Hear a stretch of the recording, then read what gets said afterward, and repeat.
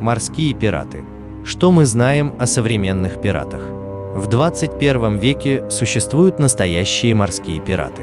Это результат плохой жизни в проблемных и мало контролируемых участках земного шара, таких как бассейн Карибского моря, острова Индонезии, Сомали и Нигерия.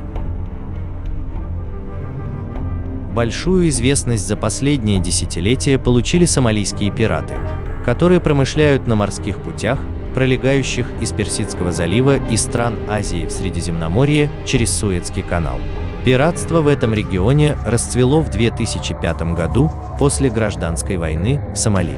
Регион был перенаселен, гражданская война разрушила местную экономику, а в соседнем Йемене без проблем продавали оружие. Идеальное условие для появления бандитских группировок, в данном случае пиратов. Опасным морским промыслом занялись преимущественно молодые люди 20-30 лет. Большинство из них – бывшие моряки, но к пиратам примкнуло немало бывших полицейских и военных, которые умеют обращаться с оружием. Несмотря на примитивность методов и вооружения, они несут реальную угрозу судоходной отрасли. И хотя морские пути, которыми пользуется Pacific Asia Group, пролегают далеко от опасных регионов, само по себе пиратство, как проявление реалий прошлой жизни в современности, заслуживает внимания. Главная причина современного пиратства – бедность. Пират с автоматом на фоне ржавого корабля. Так выглядит современный пират. Новые флибустьеры появляются в бедных регионах в силу множества причин. Нет достойной работы, прокатились войны, перенаселение, доступность оружия. Классический пример – Сомали. Централизованное государственное управление здесь пало в 1991 году. Началась гражданская война, которая фактически уничтожила страну, развалив ее на части. Расположенные рядом государства воспользовались ситуацией и принялись активно помогать ослабевшему соседу рыбачить и хранить токсичные отходы в сомалийских водах. Сомалийские пираты возникли как реакция на эти действия. Первое время они даже называли себя береговой охраной для защиты прибрежных вод Сомали. Но парни быстро оценили новые возможности и превратили вроде бы благое начинание в криминальный бизнес. Современные пираты вооружены не пушками, мечами и саблями. Минимальный набор нынешних морских разбойников – пистолет или автомат, чаще всего старый калашников.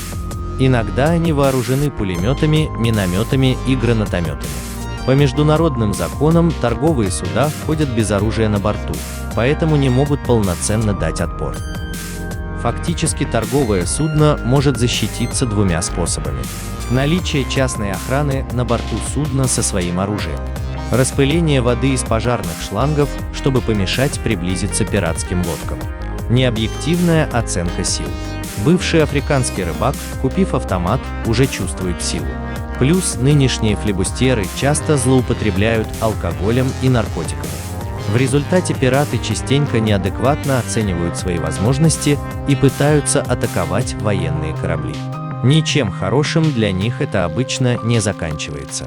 Например, в 1993 году в районе Персидского залива на российский большой десантный корабль «Николай Вилков» напали несколько катеров пиратов. Морские разбойники дали очередь из пулемета в сторону корабля, но оттуда им ответила 57-м автоматическая корабельная пушка. Пиратский план провалился, даже не начав толком осуществляться. В 2009 году пираты напали на два американских боевых корабля – крейсер Кейп Сент-Джордж и эсминец Гонсалес. Итог атаки нескольких ржавых катеров на два боевых судна предсказать нетрудно. Он был плачевен для нападавших. Однажды сомалийские пираты напали на российский танкер «Московский комсомолец». Это было 5 мая 2010 года. Танкер перевозил около 90 тысяч тонн нефти для Китая. Экипаж состоял из 12 моряков.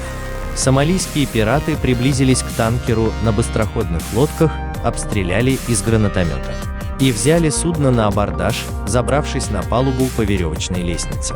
Но успешной была только вторая попытка захвата. Первую моряки отбили, используя струю воды из пожарных кранов, а некоторые даже обстреливали из рогаток.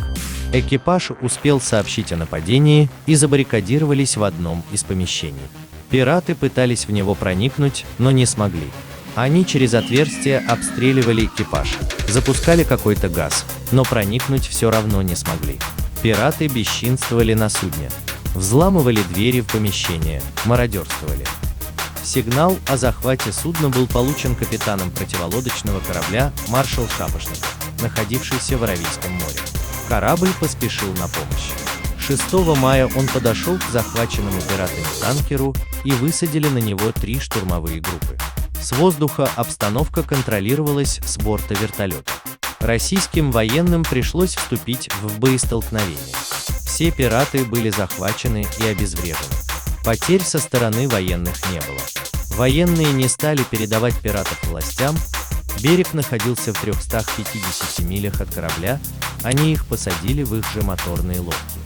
Дали воды и пищу, но отобрали навигационное оборудование и отправили в свободное плавание. Сомалийские власти сообщили, что пираты не добрались до берега. После этого инцидента сомалийские пираты больше не беспокоили российские суда. Так российские моряки проучили пиратов. Пираты редко убивают заложников. Цели разбойных нападений бывают разными. Наличные деньги и ценности. Груз, корабль и команда.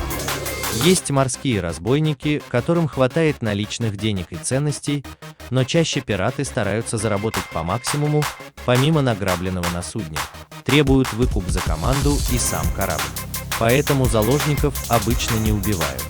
Если из команды захваченного судна никто не погиб, правительства не хотят наносить серьезный ответный удар, предпочитают решить вопрос с помощью денег. А средний размер выкупа за команду в районе 120 тысяч долларов. Часто остаются безнаказанными. О многих случаях пиратства попросту неизвестно. Каждый торговый корабль получает страховку. Если судно заявило о пиратском нападении, страховые тарифы вырастут, плюс начнут расследование. Зачастую один день такого расследования стоит $1000. Поэтому большое количество нападений просто не регистрируется, и пираты остаются абсолютно безнаказанными. Годовой убыток от пиратства измеряется в миллиардах долларов. В 2013 году Всемирный банк оценил глобальные экономические убытки от пиратства у побережья Сомали в $18 миллиардов США. Это приблизительная оценка только в одном очаге пиратства. Морские разбойники активно промышляют в водах Карибского моря, у берегов Индонезии и Нигерии. Нашим импортерам беспокоиться за груз не стоит. Пиратство в основном сосредоточено в нескольких проблемных регионах. Если Pacific Asia Group осуществляет доставку морским путем, то обходит стороной проблемные маршруты.